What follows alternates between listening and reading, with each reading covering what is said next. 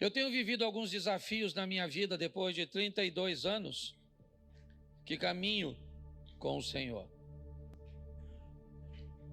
Volta e meia eu me encontro enfrentando grandes lutas com velhos inimigos, cujos quais eu já havia pensado ter vencido, pensamentos, vontades, desejos e situações que eu já achava estar totalmente apto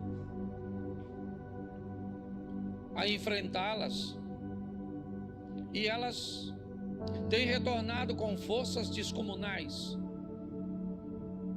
com pressões muito grandes,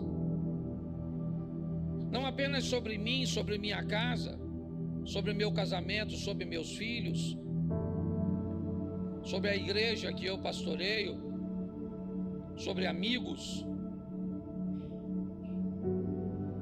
O mundo espiritual, ele é muito mais real do que possamos imaginar. Eu quero começar com uma pergunta: como vamos andar com Deus? Como é que nós vamos tornar isso possível? Como é que isso vai acontecer? As diferenças que nos separam são tão grandes que, se olharmos humanamente, isso será impossível. Escolhemos nossos relacionamentos por afinidades. Gostamos de relacionarmos com pessoas que gostam das mesmas coisas que nós, que gostam de cumprir tarefas parecidas, mesmo que não seja a mesma coisa. Mas é legal se eu gosto de esporte. Talvez alguém não gosta do mesmo esporte que eu, mas ao gostar de esportes, isso pode nos aproximar. Se gostamos de sair, isso pode nos aproximar.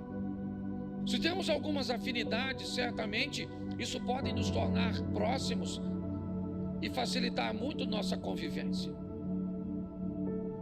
Porém, quando o assunto é Deus, como é que nós vamos andar com Deus se não há tanta afinidade assim entre nós e Ele?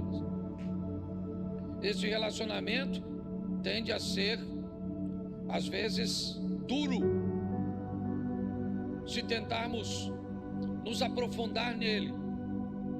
Ou então, ele pode ser bem superficial, se não atentarmos para as mudanças que precisam acontecer para que isso funcione.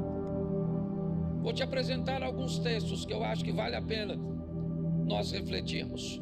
O primeiro dele é escrito pelo profeta Isaías, capítulo 55, verso 8. Põe na tela, por favor. Isaías 55, 8 nos diz: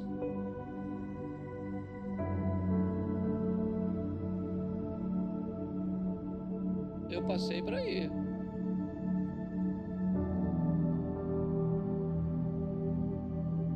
Só diz que não dá para colocar, que eu leio. Porque os meus pensamentos não são os vossos pensamentos, nem os vossos caminhos os meus caminhos, diz o Senhor. Preste atenção, porque nós vamos aprender algumas coisas importantíssimas. Como é que eu vou andar com Deus e vou estabelecer com Deus um relacionamento sadio, se o que Deus pensa é diferente de mim, se a forma dele pensar é diferente da minha forma, se por onde ele deseja ir, o que ele deseja trilhar, não é o que eu quero? Como é que este relacionamento vai progredir? Ele vai crescer, porque a Bíblia diz assim: conhecei e prossegui e conhecer. Nós vamos viver de glória em glória, de fé em fé, onde a proposta é uma ascensão, um crescimento. Como é que vamos desenvolver um relacionamento sério, profundo, com alguém que pensa e que deseja fazer, deseja realizar coisas? Seus caminhos são diferentes do nosso. Talvez isso já nos deu um pouquinho, né, a visão de que não vai ser fácil andar com Deus. Por mais que você o ame, Ele pensa diferente de você. Por mais que você o ame, Ele quer que você faça coisas que você não quer fazer. Então isso vai prejudicar um pouco, criar um relacionamento meio truncado, alguma coisa que vai precisar de um aperfeiçoamento, que haverá alguns choques, que não será fácil, que não basta derramar o meu coração na presença de Deus, porque quando eu saio do ambiente da oração, as tentações, as provocações, as adversidades, elas vão me pressionar. Então eu não vou conseguir ter um relacionamento sério com Deus pautado em amor. Amor não é suficiente para sustentar um relacionamento como esse. Eu vou precisar mais do que simplesmente amar. Eu vou precisar reunir minhas forças para entender como esse processo funciona e agir sobre ele, porque eu penso diferente dele e o caminho dele é diferente do meu. 1 Samuel capítulo 16, verso 7, vai tornar mais extenso essa lista de separação. Porém o Senhor disse a Samuel, o profeta do Senhor: escute aqui, esse cara está velho nessa ocasião, mas deixa eu te explicar, ele ouve a Deus desde garotinho, ele não é um iniciante na caminhada profética, ele estudou muito tempo ao lado de um profeta muito experiente, chamado Eli, ele foi treinado,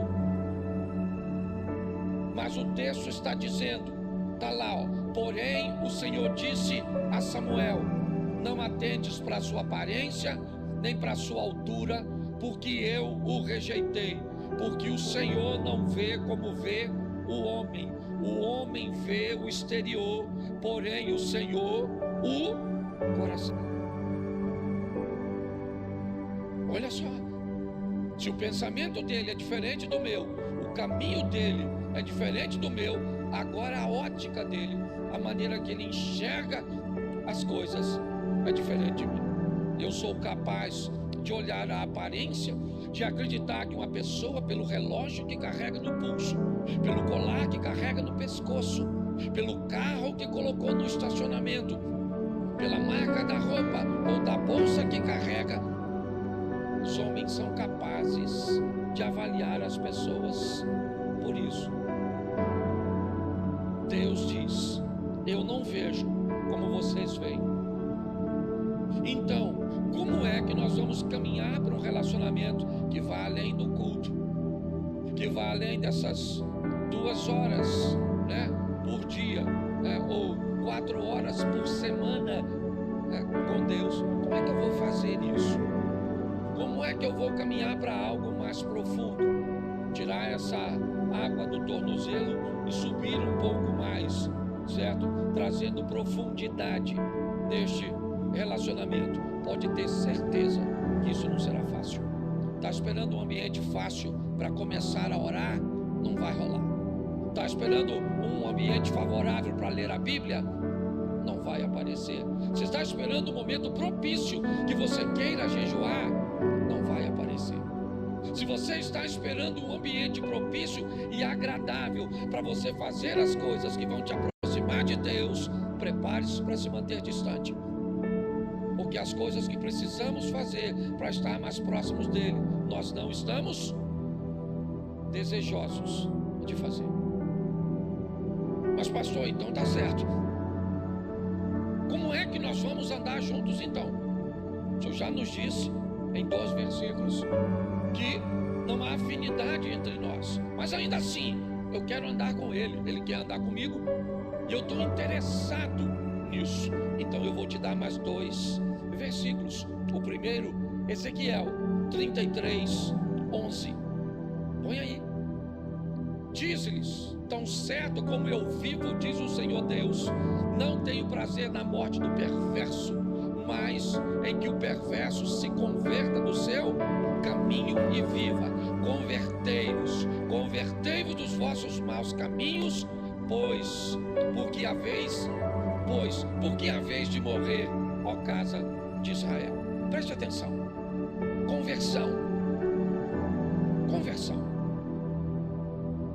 Se eu quero andar com Deus, eu vou precisar me converter.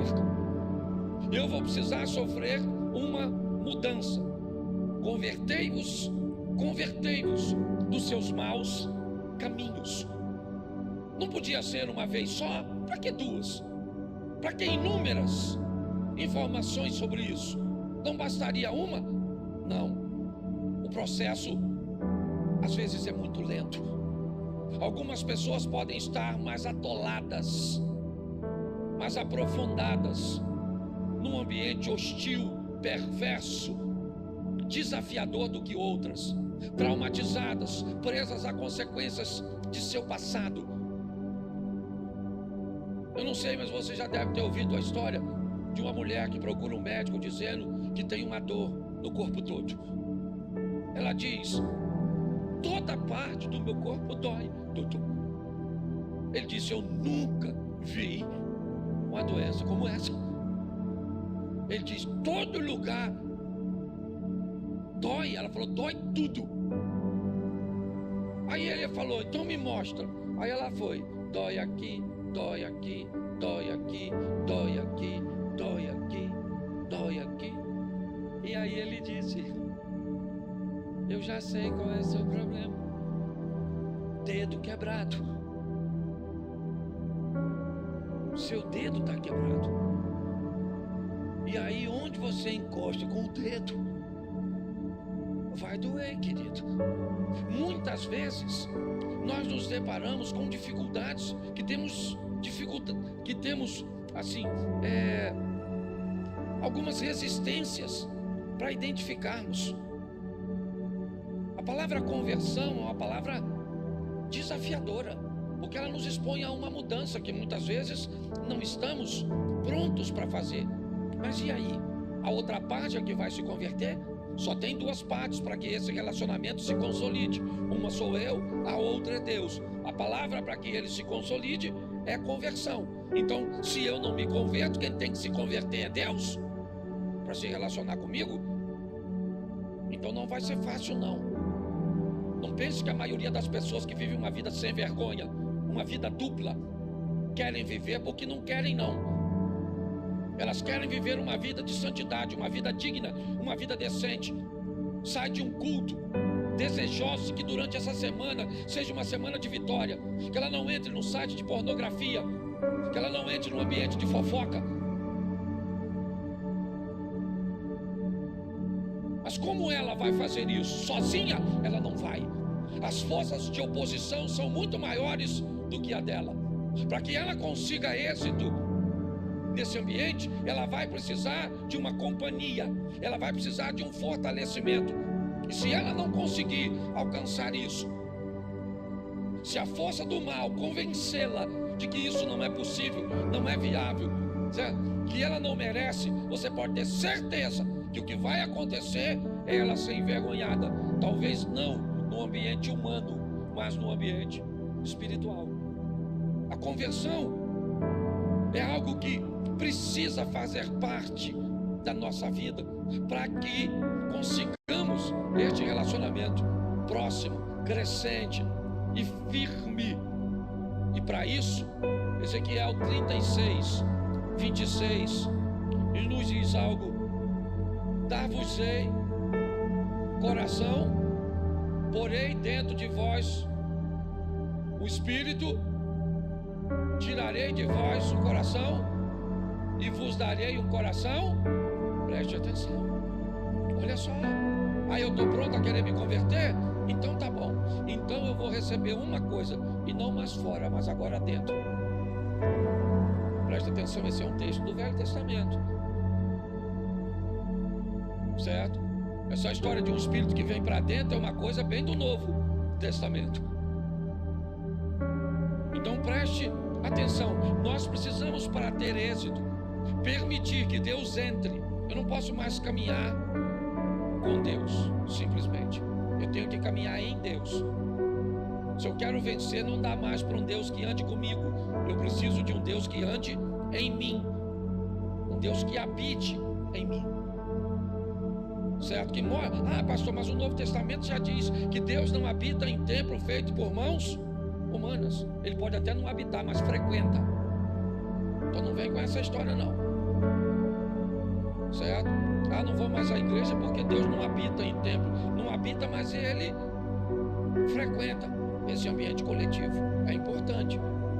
E se eu quero viver uma vida digna com Deus, eu preciso permitir que essa dureza de coração, que esse coração cauterizado, insensível, esse coração que não sente mais quando desagrada a Deus, desapareça. Esse é o coração de pedra.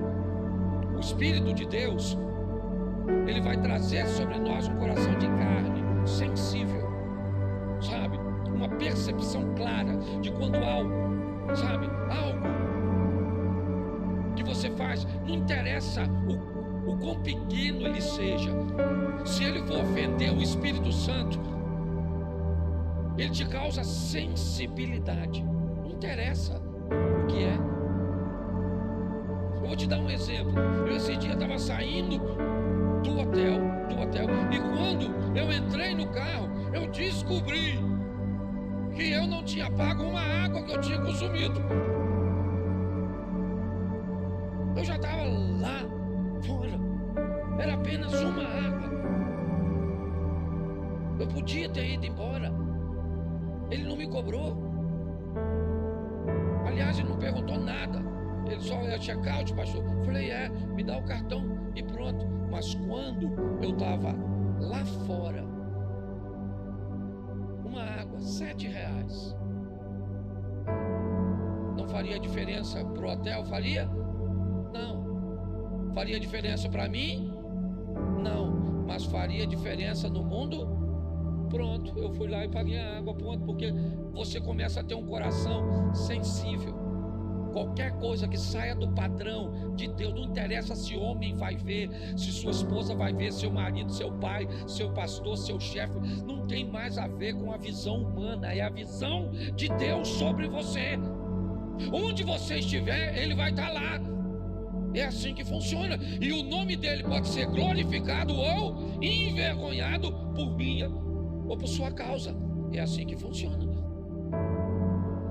Então eu preciso entender isso. Não será um relacionamento fácil, não. Será um relacionamento desafiador. Eu terei que mover-me muitas vezes com muita força para fazer com que eu continue conseguindo andar ao lado de Deus.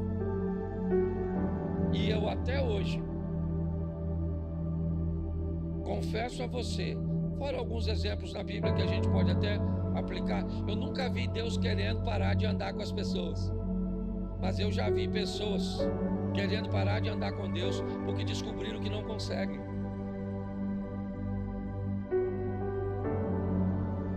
Ah, pastor, eu não consigo. Então eu prefiro ter um coração de pedra, porque com um coração de pedra eu nem sou capaz de sentir o que eu estou fazendo. Então como é que eu posso viabilizar isso? Coloque na tela, por favor, Tiago 1:12. Vou mais rapidinho, que eu até passei. Se me dá mais 6 minutinhos e eu termino. Tiago 1:12. Bota aí. Bem-aventurado o homem que suporta com perseverança a provação, porque depois de ter sido aprovado, receberá a coroa da... Você tem uma outra tradução para botar para mim? Ela está muito fora. Tem ou não? Se não tem, eu leio a minha, para ganhar tempo. Bem-aventurado o homem que suporta a tentação, porque quando for provado, repita comigo, suporta a tentação. Isso. Porque quando for provado, o que é quando for? Suporta o quê? Porque quando for Então tentação é diferente de provação. Bem-aventurado o homem que quando for tentado, né? Que suporta a tentar, porque quando ele for, receberá a coroa, ao qual o Senhor tem prometido para os que o amam. Agora verso 13: ninguém sendo tentado diga de Deus sou, porque Deus não pode ser tentado pelo mal e a ninguém, mas cada um é tentado quando atraído e engodado por sua própria concupiscência. Depois, havendo a concupiscência concebido, dá luz ao pecado, e o pecado, sendo consumado, gera a morte. Preste atenção. Você quer se dar bem nesse relacionamento entre você e Deus? Pare de olhar a vida dos outros e concentre-se na sua. Todas as vezes que você só consegue olhar a vida do outro, eu te digo perto de quem você está: de Satanás. Ele é o acusador. Na presença de Deus, eu e você não temos a mínima condição de olhar para a vida dos outros. Todas as vezes que você vê na Bíblia alguém se encontrando com Deus, ele diz: ai de mim que eu vou morrer, eu vou morrer, eu estou perecendo. Por quê? Porque na presença de Deus não dá para olhar para o outro. Fica você e ele, acabou a vida do outro. Porque na presença do santo, acabou. No eterno não dá para olhar para a esposa, para o marido, para o vizinho, para o pastor, para o filho, para a sogra. Não dá. Na presença de Deus não sobra ninguém. É só você e ele. É assim que funciona. Então, se eu quero fazer isso dar certo, eu tenho que ter um autoconhecimento. Entender que a tentação precede a provação. Todo homem vai ser tentado quando ele for atraído e engodado por sua própria concupiscência. Seus desejos materiais envoltos em sensualidade ou não. A concupiscência é bem abrangente. Mas o que a Bíblia está dizendo é mais ou menos assim. Você vai ser, no campo da sexualidade, tentado por pensamentos eróticos, por desejos sexuais, por ter uma parte em você que não é cumprida. O nome disso é provação, ou é tentação, perdão. Mas a hora que aparecer alguém lhe dando condição de atender a demanda da tentação, você entrou na provação. É assim que funciona. E ela é muito particular. O que tenta você não necessariamente tenta quem está do seu lado.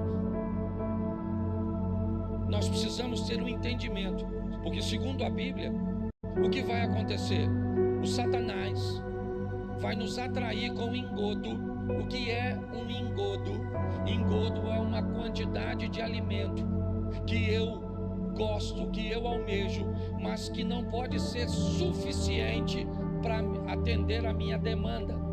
É aquilo que caçadores, pescadores utilizam como um artifício para manter a presa perto do ambiente de captura. É assim que funciona. Então, segundo a Bíblia, eu preciso entender este processo que quem vai usar contra mim? Satanás. Por isso, algumas palavras precisam nortear a nossa caminhada. A primeira é vigilância. O tempo inteiro. Seja prudente como as serpentes. Ninguém é capaz de pegar uma serpente distraída. Não há essa possibilidade. E olha que ela não enxerga. Todas as serpentes são cegas.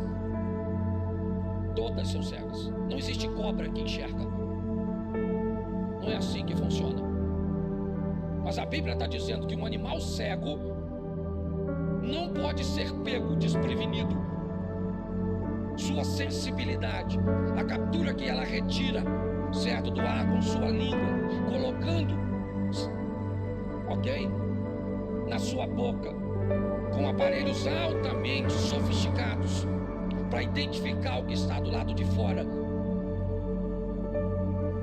É importante. Se nós não vigiarmos, nós vamos cair. Pode ter certeza, é só uma questão de tempo. Talvez não seja nenhuma queda tão grande para te humilhar, mas pode roubar sua vitória, pode impedir seu crescimento, pode atrasar seu percurso. Está assim de gente que era para estar lá na frente. Você olha para a vida dela, nunca teve uma queda radical de humilhação, algo terrível, mas já era para estar muito longe e não conseguiu, porque vive sofrendo de pequenas quedas, de atrasos. É assim que funciona. A segunda palavra que nós temos que levar conosco é tolerância. Essa é uma das piores. Tolerância, cuidado com ela. Ela te impede de manter a distância segura de um ambiente ruim. Você começa a tolerar um palavrão. Você começa a tolerar determinados tipos de conversa, determinados tipos de ambiente. Isso começa a te aproximar de lugares e de coisas, de situações cujas quais você deveria estar distante. Mas o inimigo usou de uma forma sorrateira, fazendo com que você conseguisse tolerar. Você tolera aquele tipo de coisa, aquele tipo de música, aquele tipo, sabe? Você começa a se tornar bem intolerante. Por quê? Porque a próxima palavra é aprovação. Você não quer se tornar intolerante em algumas coisas, porque você começa a negociar. Esse é o problema. São essas coisas pequenininhas que a Bíblia chama de raposinhas. Elas vão assumindo lugares, desbravando e conquistando espaços na nossa vida, no nosso coração. E o que isso vai fazendo? Nos distanciando de Deus. A última palavra é informação.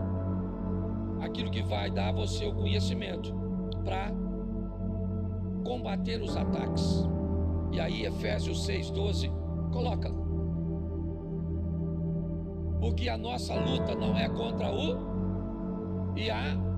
mas contra os principados e contra os dominadores deste mundo, contra as forças espirituais nas regiões. Isso, nossa luta não é contra a carne mas é com a carne e o sangue. Não é contra, mas é com. É com ela que eu batalho, meu corpo físico. Na maioria das vezes, meu problema é com carne, com sangue, com gente, com pessoas. Ele está dizendo que a nossa luta, nós precisamos enxergar. Não é contra a carne e o sangue, é contra os principados, potestades. É num ambiente invisível. Pô, pastor, aí o senhor está de brincadeira. Se é invisível, como é que eu vou lutar num ambiente invisível? Por isso eu estou dizendo, não vai dar sem Deus. Não vai dar com Deus de forma superficial. Não vai rolar. Não vai. Você não vai conseguir alcançar a santidade. Você não vai conseguir progredir em seu relacionamento com Deus com uma visão humana. Não vai. Não adianta. Ele vai dar aqui as armas. E aí, diz assim, né? Nós vamos precisar de um revestimento. E de que é que eu preciso? Repita comigo. Couraça da justiça. Mas a gente gosta de falar da couraça da justiça. Mas depois você lê, porque ela fala para nós cingirmos os lombos com a verdade. E depois colocar a justiça, a couraça em cima da...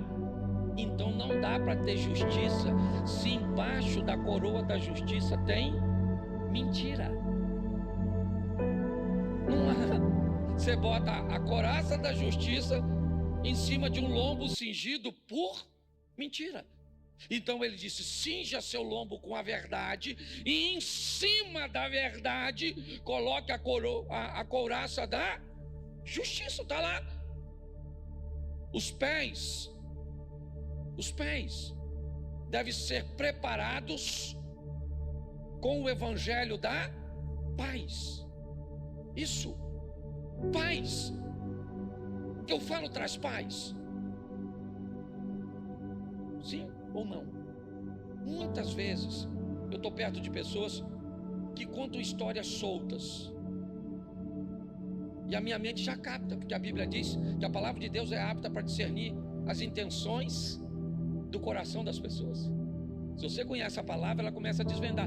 Às vezes eu estou caminhando com alguém e alguém conta uma historinha para falar que um outro fulano fez algo.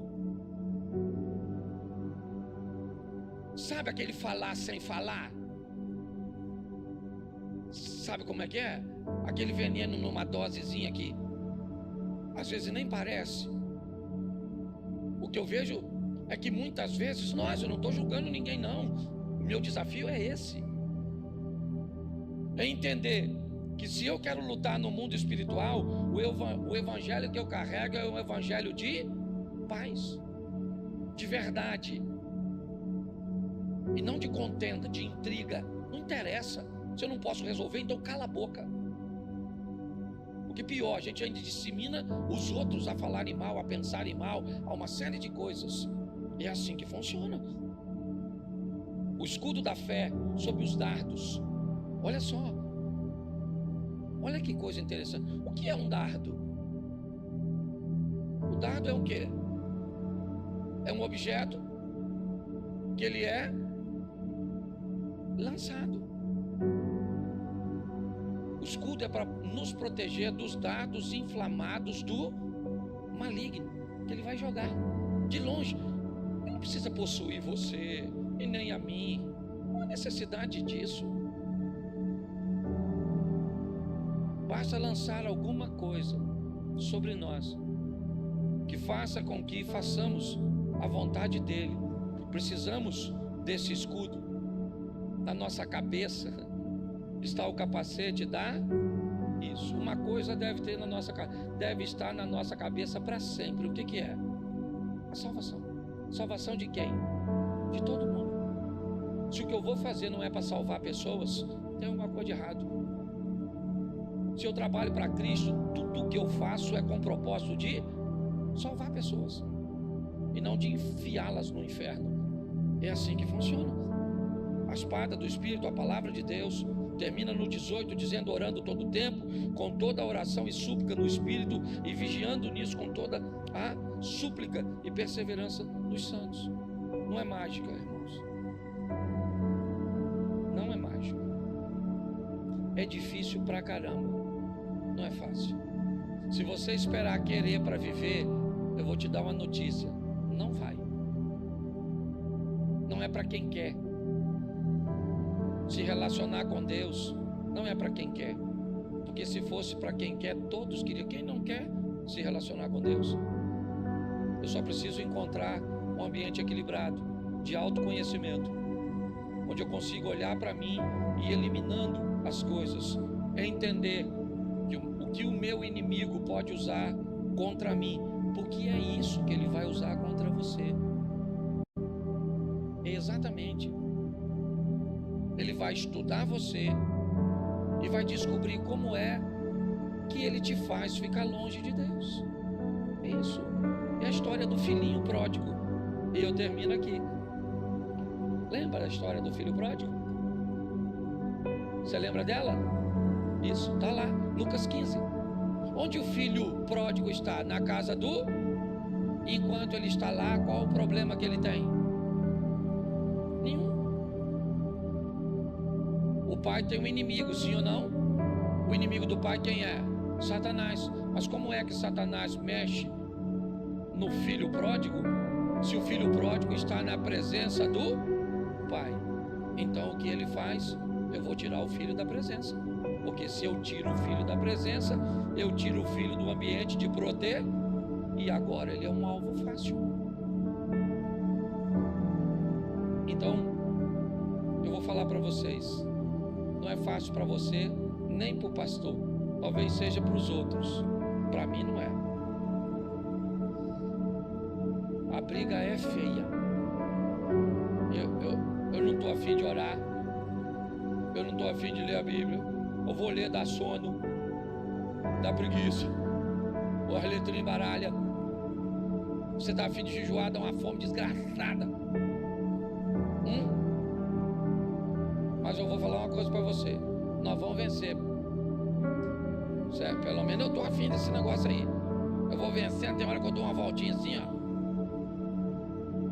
Aí eu dou uma aceleradinha e vou. E estou há 32 anos lutando para ir. E já vi gente cair pra caramba. Eu já tive umas escorregadinhas assim. Já escorregou, a Jacira aí de hoje, então, não é? Mas é assim que funciona. Eu queria que você ficasse de pé e dissesse para quem está do seu lado: é difícil, mas é possível.